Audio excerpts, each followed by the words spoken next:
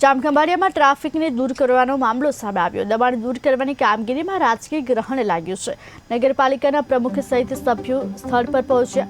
તંત્ર અને સ્થાનિક રાજકીય નેતાઓ આમને સામને આવ્યા છે। પાલિકાના 6 જેટલા સભ્યો દ્વારા કામગીરી બંધ કરવામાં આવી